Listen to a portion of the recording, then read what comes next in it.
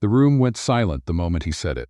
Not a polite silence, the kind that falls when someone drops a wine glass at a dinner party, where everyone pretends not to notice.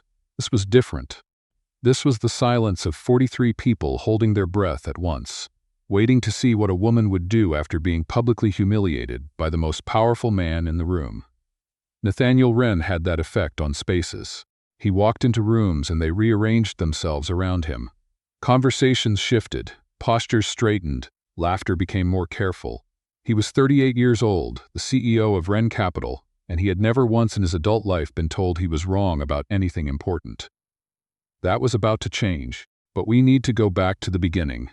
To the night of the Hargrove Foundation Gala, to the moment a woman named Audrey Sinclair walked into the Fairmont Chateau Laurier carrying a tray of champagne flutes and wearing a uniform that cost less than the flowers on the nearest table. She had taken the shift last minute. That was the thing nobody would remember later, that Audrey almost hadn't been there at all. Her colleague Brianne had called at 4 in the afternoon, sick with something she'd eaten, voice raspy and apologetic, and Audrey had said yes before she even thought it through. She needed the hours. She was always needing the hours. The Chateau Laurier in Ottawa was the kind of hotel that made people feel important simply by entering it. Gothic copper turrets, marble floors worn smooth by generations of politicians and diplomats.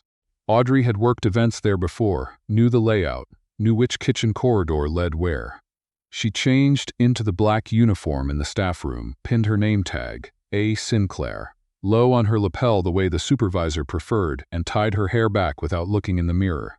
She didn't need to. She already knew what she looked like. Capable, invisible, useful. That was the point. The gala was celebrating the Hargrove Foundation's 25th anniversary of funding arts programs across Canada.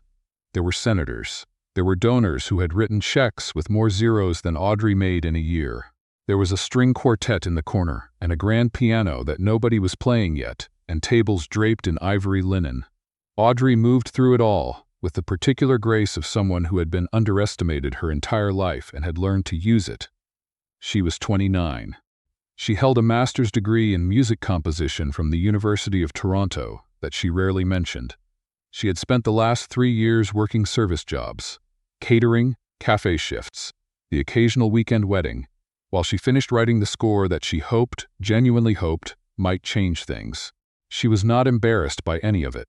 She had been raised by a single mother in Sudbury, Ontario, who had worked 2 jobs and still managed to take Audrey to the symphony every year on her birthday, driving 4 hours each way.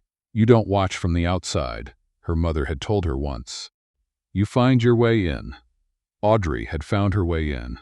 It just looked different than she'd imagined. Nathaniel arrived at 8:15, late enough to make an entrance, early enough that people hadn't started drinking seriously yet. He came with his chief of staff, a tight-shouldered man named Graham, and 2 people from the foundation board, who kept laughing a half-second after Nathaniel said anything. Wren Capital had donated significantly to the Hargrove Foundation, enough that Nathaniel's name was on a plaque near the entrance. He had noticed the plaque when he arrived. He had not said anything about it, but he had noticed. He accepted a glass of champagne without looking at the person holding the tray. His eyes were already scanning the room, cataloging who was there, who mattered, who could be useful. This was not cruelty on his part. It was simply efficiency. Nathaniel Wren had not become what he was by paying attention to things that didn't affect his interests. He had a particular kind of intelligence, fast, strategic, certain of itself, and it had served him extremely well for his entire career. It had also, his younger sister Margot would tell him, made him genuinely insufferable at family dinners. The evening moved the way these evenings move. Speeches, applause, more champagne, the particular murmur of people who are networking disguised as socializing. Audrey refilled glasses, cleared plates, navigated the room with the focused quiet of someone working. Then the piano began. She hadn't meant to stop. She had a full tray and a table waiting, and she genuinely meant to keep moving. But the piece being played was one she knew, not because it was famous, but because she had heard it in a masterclass once, played by the composer himself, a piece so technically demanding that most pianists avoided it entirely. The person playing it now was not avoiding it. They were playing it beautifully. Audrey stood for exactly 4 seconds, tray balanced, listening. "You there?" She turned. Nathaniel Wren was looking at her with the expression of someone who has noticed an inefficiency. If you're going to stand and listen, you might as well put the tray down. It looks unprofessional. It was not shouted. He didn't need to shout. His voice carried the natural authority of someone who expected to be heard. But 43 people heard it. The string quartet had paused. The nearest conversation had stopped. Audrey looked at him. She was very still for a moment. Not frozen, still. There is a difference. Frozen is panic. Still is choice. "Thank you for the feedback," she said pleasantly. Something shifted in his expression. He hadn't expected pleasantness. "You're working," he said. "This isn't a concert hall." "You're right," she said. "And you're a guest. Can I get you anything?" He studied her the way people study things they find mildly confusing. "What were you listening for?" It was an odd question. It surprised her. "The transition into the third movement," she said. "He adjusts the tempo in a way that most people miss." Nathaniel stared at her. "You play?" "I did." She smiled with exactly the right amount of pleasantness. Not warm, not cold. Professional. "Enjoy the evening." She walked away with her tray. He watched her go. Graham said something beside him that Nathaniel didn't hear. It might have ended there. It should have ended there. But Nathaniel Wren was not accustomed to conversations that ended on someone else's terms, and he spent the next 20 minutes being vaguely aware of where Audrey was in the room in a way that annoyed him slightly, because he couldn't explain it. The trouble came at 9:45, near the dessert tables. A man named Bradford Lee, old money, foundation board, the kind of person who referred to his country property as the cottage when it had 6 bedrooms and a dock, had cornered Audrey near the creme brulee. Audrey could not move away cleanly without causing a scene, and Bradford knew it, which was likely the point. "You have extraordinary eyes," Bradford was saying. "What do you do when you're not?" He gestured vaguely at her uniform. "The same as most people," Audrey said. "I live my life. Smart girl." He smiled. "I appreciate that. Tell me." "I think she's working," said a voice. Bradford and Audrey both turned. Nathaniel had appeared, champagne in hand, expression unreadable. Bradford blinked. "Nathaniel." "Didn't see you." "Clearly." Nathaniel looked at Audrey. "They need someone to help with the seating rearrangement near the stage." It was obviously invented. They both knew it was invented. But Audrey recognized the offer for what it was, an exit. "Of course," she said. "Excuse me." She moved away. Bradford watched her go, and then laughed in the uncertain way people laugh when they're not sure whether they've been rescued or dismissed. Nathaniel did not laugh. He found her 20 minutes later in the hallway near the kitchen corridor, setting down her tray and pressing her fingers briefly to her temples. "You didn't have to do that," she said without turning around.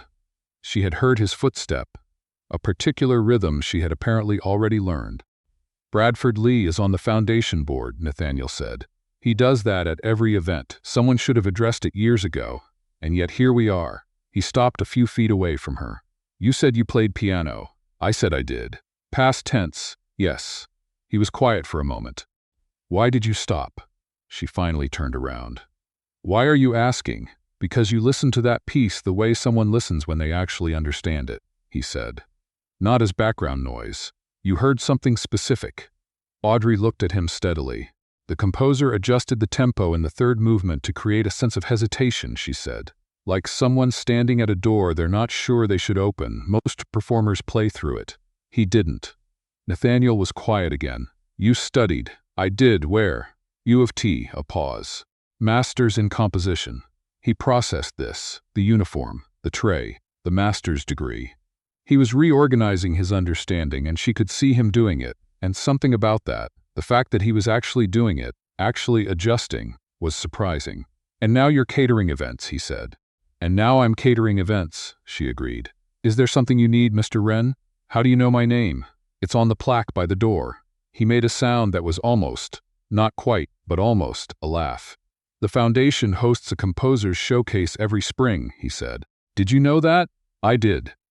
"Have you submitted work?" She tilted her head. "Why?" "Because you're standing in a hallway when you should probably be in the concert hall." Audrey studied him for a long moment. The hallway was quiet. Somewhere beyond the kitchen doors, someone was clattering dishes. "I have a score," she said finally. "It's finished. I haven't submitted it because the deadline was last month and I was working 3 jobs and I missed it." Something moved across Nathaniel's face. She couldn't name it. "Who reviews the submissions?" he asked. The foundation board. He nodded slowly, the way people nod when they've made a decision they haven't announced yet. Enjoy the rest of your shift, Miss Sinclair. He walked away. She stood in the hallway for a moment longer, then picked up her tray and went back to work. 3 weeks later, Audrey received an email from the Hargrove Foundation. The subject line read, "Late submission, special review consideration." She read it twice. Then she sat down on the edge of her bed in her apartment in Vanier, the one with the unreliable radiator and the view of a parking structure, and she read it a third time. They wanted her score. The board had agreed to review it as a special consideration, rare apparently, not unprecedented. She was asked to submit by the end of the following week. She submitted it in 4 days. She had been revising it for 3 years. There was not much left to do. The problem arrived in the form of a man named Elliot Crane. Elliot was Nathaniel's business partner. 15 years, joint ownership of several ventures. The kind of professional intimacy that sometimes looks like friendship, until it doesn't.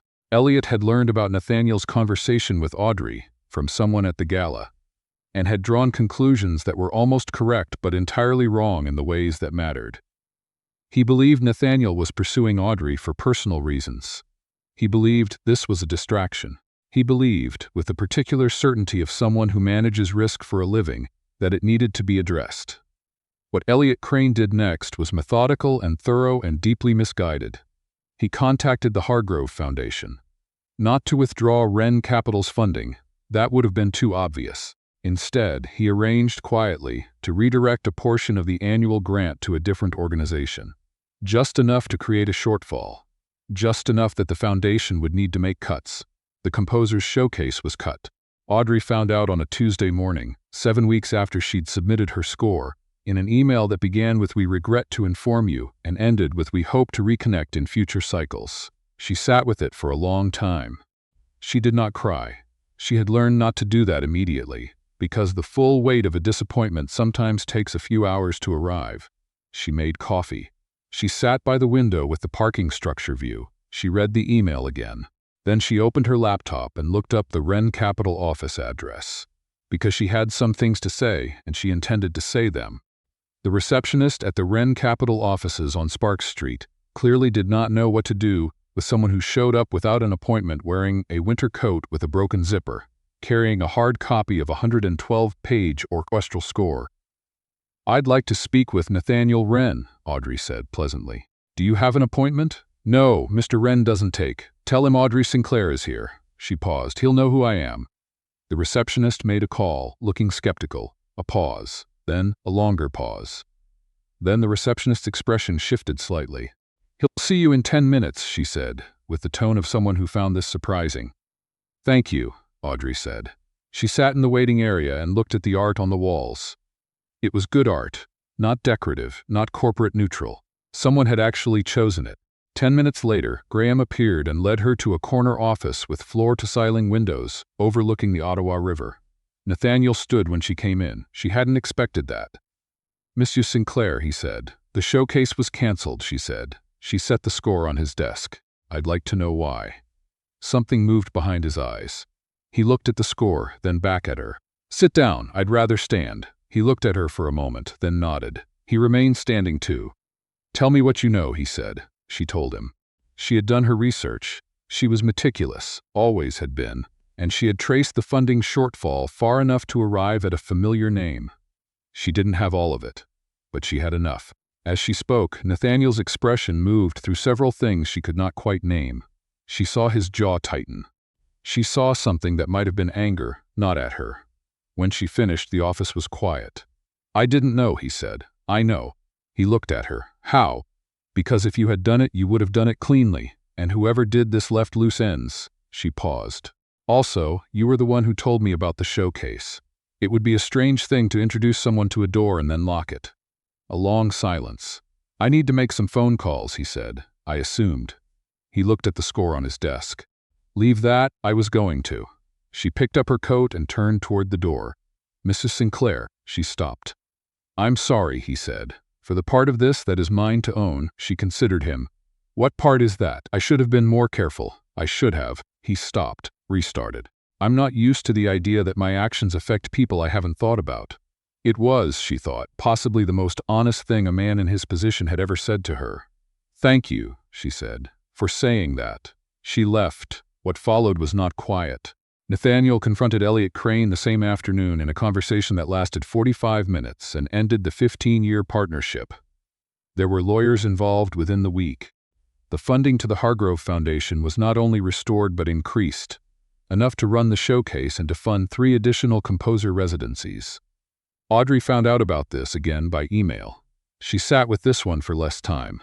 Then she called her friend from the catering company, a woman named Bex who had strong opinions about everything and was usually right, and told her the whole story. He restored the funding, Bex said, and then some, and ended a 15-year business partnership. Yes, a pause. Audrey, this man I know. Do you? She didn't answer that. The composer's showcase was rescheduled for late April. Audrey submitted her score again, formally, through the regular process.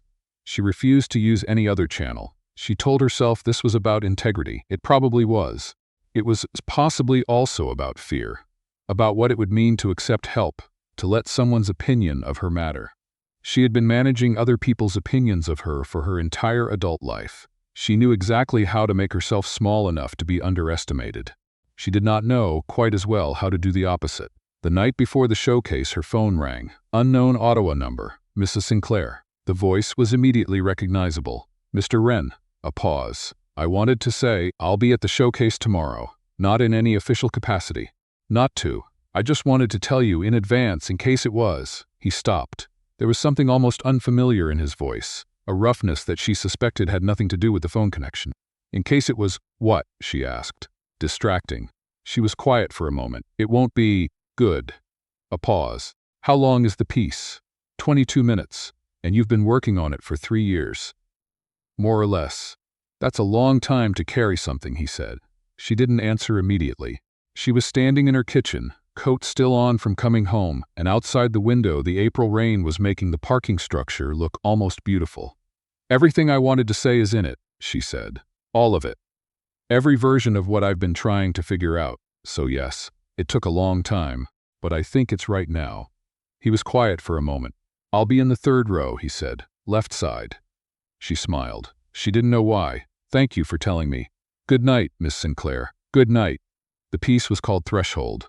It was performed by a chamber orchestra of 12 musicians, and it lasted exactly 22 minutes and 30 seconds.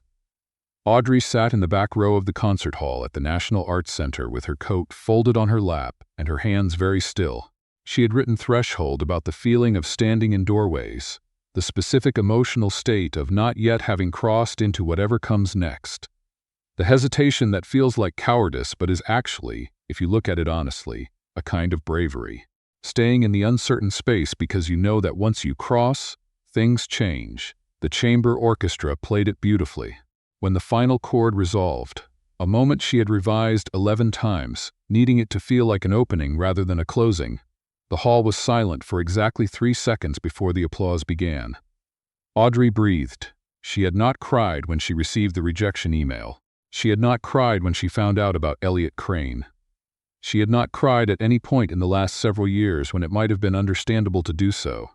She cried now, quietly, in the back row, while everyone else looked at the stage. Nathaniel found her in the lobby afterward. She had composed herself. She was good at composing herself. It was extraordinary, he said. He said it the way people say things when they mean them exactly and don't want to embroider them. Thank you. The 3rd movement, he said. The hesitation, that was intentional. She looked at him. Yes. Standing at a door you're not sure you should open. Yes. He was quiet for a moment. The lobby was full of people. Composers, musicians, donors, foundation staff, and they were standing slightly apart from all of it, in the particular privacy that a crowd sometimes provides. I've been thinking, he said, about the question I didn't ask you, at the gala. What question? I asked why you stopped playing piano, he said. I should have asked what you started instead. Audrey looked at him. Why does that question matter? Because I was thinking about the wrong thing, he said simply. I was thinking about what you'd lost. Not what you were building. She didn't say anything for a moment. The lobby murmured around them. I started writing, she said. I had something to say that didn't fit inside other people's music, so I wrote my own. He nodded. Not the transactional nod from the gala, the one that meant he'd made a decision. A different one. A listening nod. "Would you have dinner with me?" he asked. "Not a business dinner." "Not," he paused. "I'd like to talk to you. About music. About what comes after a threshold." Audrey studied him. She thought about the moment in the hallway of the Chateau Laurier, the way he had appeared beside Bradford Lee with no explanation offered. She thought about the email that had restored the foundation funding. She thought about him standing up when she walked into his office, which she still hadn't entirely processed. She thought about the third movement of threshold and the particular bravery of staying in the uncertain space. "All right," she said. His expression changed in a way that she suspected he would not have allowed, in a different kind of moment. "Thursday?" he said. "Thursday." They stood in the lobby while the crowd moved around them, and neither of them spoke for a little while, which was fine. Some silences are not things to fill. It took time. That is the only honest way to describe it. It took time because Nathaniel was learning to be in a relationship with someone who did not need anything from him, which was genuinely new territory. It took time because Audrey was learning to accept that being cared for was not the same as being managed. It took time because they were both people who had learned to be careful, and careful people do not rush. But there were moments. The night he told her about his father, the long illness, the years of Nathaniel making himself harder and faster and more certain because uncertainty had felt, in those years, like something he could not afford. She didn't offer comfort in the expected way. She just listened, and then she said, "That makes sense of you," which was exactly the right thing. The afternoon she played piano for the first time in 4 years, in a practice room at the NAIC that a contact of his had arranged access to, and he sat in the corner of the room with a book he was not reading, and she played through things badly at first, and then less badly, and eventually began to remember the feel of it, and when she stopped, she found him watching her with an expression she recognized from the lobby of the concert hall, unguarded, attentive, present. The evening she met his sister Margot, who had strong opinions about everything, and immediately told Audrey that Nathaniel had talked about her, which made him visibly uncomfortable, in a way that Margot clearly found delightful. The morning Audrey's mother drove down from Sudbury, and the three of them had breakfast in Audrey's apartment, and Nathaniel arrived 15 minutes early, with good coffee from the place on Elgin, because he had remembered, from a conversation 3 weeks prior, that her mother didn't like the mass-produced kind. These were not grand gestures. They were small ones. They added up differently. A year after the gala at the Chateau Laurier, on an afternoon in November when the Ottawa River was running gray and the first snow of the season was coming down in the kind of soft, unhurried way that suggests it intends to stay, Nathaniel Wren sat across from Audrey Sinclair at a small restaurant on Murray Street and said, without prelude, "I want to ask you something, and I want to say first that there is no pressure, and this is not contingent on anything. And if the answer is no, I understand completely." Audrey set down her coffee. "Nathaniel," she said. "Yes. You're going to give me the speech before the question." A pause. "Yes. I've noticed you do that," she said gently, "when you're nervous." He looked at her, the unguarded expression again, the one he had learned with her to let happen. "I'm nervous," he confirmed. "I know." She reached across the small table and touched his hand once, briefly. "Ask," he asked. She thought about doors and thresholds, and the particular bravery of crossing them when you know things will change. "Yes," she said. Outside, the snow kept coming down, quiet and unhurried, the way it does when it has nowhere else to be.